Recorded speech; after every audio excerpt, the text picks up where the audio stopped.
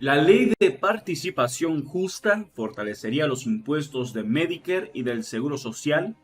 La ley de participación justa de Medicare y Seguridad Social reformaría los impuestos que pagan los estadounidenses para financiar estos dos importantes programas para que el 2% más rico de los estadounidenses pague estos impuestos sobre la mayor parte de sus ingresos de la misma manera que lo hacen los contribuyentes de clase media.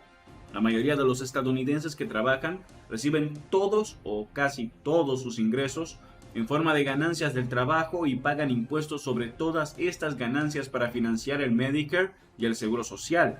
Pero no ocurre lo mismo con las personas de altos ingresos. En primer lugar, el impuesto del Seguro Social solo se aplica a las ganancias hasta un monto tope que se proyecta en $170,400 el próximo año, y las personas de altos ingresos pueden tener ganancias que exceden con creces este umbral. Las ganancias por encima de este umbral están sujetas únicamente a los impuestos destinados a financiar Medicare, que son menores que los impuestos del Seguro Social. En segundo lugar, es probable que las personas de altos ingresos reciban una mayor parte de sus ingresos de inversiones que no están sujetas a los impuestos del Seguro Social en absoluto y solo están sujetas a un impuesto mucho menor destinado a financiar Medicare. La ley de participación justa de Medicare y Seguridad Social abordaría esto y aumentaría los impuestos para solo el 2% de los estadounidenses para mejorar las finanzas de estos programas. Prácticamente nadie fuera del 5% más rico de los contribuyentes pagaría más según la propuesta, y el 93% del aumento total de impuestos lo pagaría solo el 1% más rico en el 2024. El Seguro Social actualmente se financia con un impuesto del 12,4% sobre las ganancias, hasta el tope que se proyecta en $170,400 el próximo año. El impuesto está técnicamente dividido por la mitad, con un 6,2% pagado por el empleado y un 6,2% pagado por el empleador. Pero los analistas generalmente creen que la parte del impuesto del empleador se transfiere al empleado en forma de compensación reducida, por lo que en última instancia los empleados pagan el impuesto completo. Para las ganancias del trabajo por cuenta propia se aplica el impuesto completo del 12,4%. Medicare se financia parcialmente con un impuesto del 2,9% sobre las ganancias, aunque un impuesto de Medicare adicional del 0,9% ofrece efectivamente un segundo tramo con una tasa del 3,8% para las parejas casadas que ganan más de $250,000 y otras que ganan más de $200,000. El impuesto regular de Medicare del 2,9% técnicamente se divide por la mitad cuando se paga sobre las ganancias del empleo, de modo que el empleado paga el 1,45% y el empleador paga el otro 1,45%. Una vez más, los analistas creen que la parte del impuesto que corresponde al empleador la paga en última instancia el empleado en forma de compensación reducida.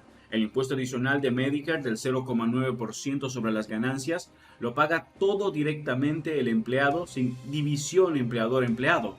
Si bien los estadounidenses de ingresos medios no pagan ningún impuesto de Medicare sobre los ingresos por inversiones, las personas de ingresos altos pagan un impuesto sobre los ingresos netos por inversiones, los NIIT, del 3,8% sobre los ingresos por inversiones, que eleva su ingreso bruto ajustado, su AGI, más allá de los $250,000 para parejas casadas y de más de $200,000 para otros. Si bien los ingresos del NIIT técnicamente no se dirigen a Medicare según la ley actual, la idea general es que las personas acomodadas pagaran un impuesto con una tasa máxima del 3,8% sobre sus ingresos para ayudar a pagar Medicare, ya sea que esos ingresos sean ingresos del trabajo o inversiones. Tomando por sí solos, los impuestos que financian el Seguro Social son regresivos porque solo se aplican a las ganancias, no a los ingresos por inversiones, y porque estas ganancias tienen un tope muy por debajo de lo que ganan cada año los estadounidenses mejor compensados.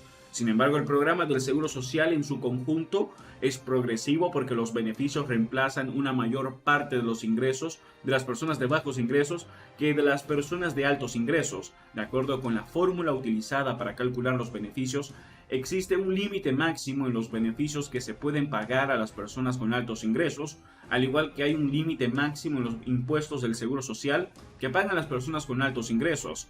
Hay fuertes razones para hacer que el financiamiento de estos programas sea más progresivo. Por un lado, a medida que crece la parte de las ganancias que fluyen hacia los altamente compensados, la parte de las ganancias totales en los Estados Unidos que están sujetas a los impuestos del Seguro Social ha disminuido. Según la Oficina de Presupuesto del Congreso, el 90% de las ganancias en los Estados Unidos estaban sujetas a los impuestos del Seguro Social en 1983, pero ahora la proporción se ha reducido al 83%. La ley de participación justa de Medicare y el Seguro Social presentada por el senador Sheldon Whitehouse aumentaría estos impuestos de varias maneras para garantizar que las personas acomodadas paguen un impuesto del 17.4% sobre sus ingresos para financiar Medicare y el Seguro Social, ya sea que esos ingresos se ganen o se generen de las inversiones. En primer lugar, el impuesto del 12,4% que financia el Seguro Social se aplicaría a la mayoría de los ingresos laborales de los ricos, no a todos los ingresos por encima del tope actual, sino a los ingresos superiores a $400,000. En segundo lugar, el impuesto adicional de Medicare, que efectivamente crea una tasa máxima del 3,8% sobre las ganancias para financiar Medicare, tendría un nuevo tramo para crear efectivamente una tasa máxima del 5%. En tercer lugar, el impuesto del Seguro Social del 12,4% también se aplicaría a los ingresos del trabajo por cuenta propia. En cuarto lugar, el aumento del impuesto adicional de Medicare sobre las ganancias también se aplicaría a las ganancias del trabajo por cuenta propia. En quinto lugar, el impuesto sobre los ingresos netos por inversiones NIIT, que actualmente tiene una tasa del 3,8% y está destinado a garantizar que los estadounidenses acomodados paguen impuestos sobre sus ingresos por inversiones para financiar Medicare a la misma tasa que se paga sobre los ingresos del trabajo, aumentarse a 17,4% para parejas casadas con un AGI superior a $500,000 y otras con AGI superior a $400,000. Esto garantizaría que los estadounidenses más ricos paguen impuestos sobre sus ingresos de inversión para financiar ambos programas a la misma tasa que pagan sobre sus ingresos del trabajo. Para los ingresos del trabajo, el impuesto del Seguro Social del 12,4% y el impuesto del Medicare del 5% llegarían al 17,4%. Un sexto y último cambio en el proyecto de ley cerraría una laguna que permite que ciertos ingresos escapen del impuesto regular de Medicare sobre las ganancias, el impuesto adicional de Medicare sobre las ganancias y el NIIT.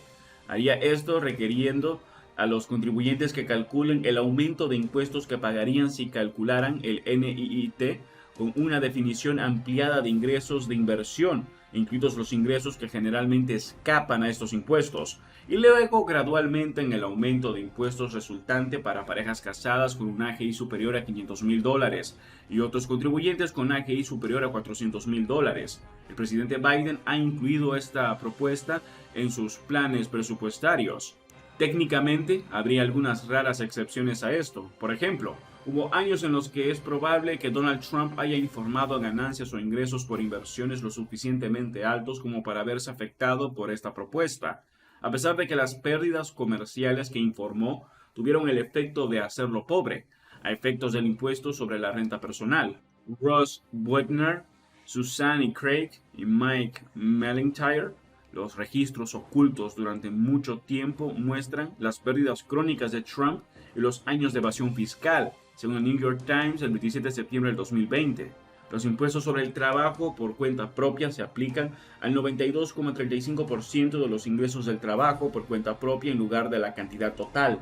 La idea es que los empleadores puedan deducir los impuestos sobre la nómina que pagan en nombre del empleado, y esto está destinado a brindar un trato similar a los trabajadores por cuenta propia. Los impuestos de Medicare no tienen estos problemas, al menos no en la misma medida.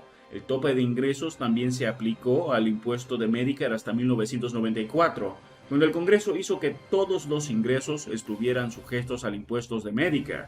El impuesto adicional de Medicare del 0,9%, que se introdujo como parte de la ley del cuidado de salud a bajo precio, hizo que el impuesto de Medicare sobre las ganancias fuera más progresivo al otorgarle un segundo tramo del 3,8% para los de altos ingresos, y el NIIT, que también se introdujo como parte de la ley del cuidado de salud a bajo precio, aseguró que los ingresos por inversiones, al menos para los estadounidenses acomodados, se grabaran con la misma tasa del 3,8%. Eso es todo por ahora. No olviden comentar y suscribirse. Hasta el próximo video.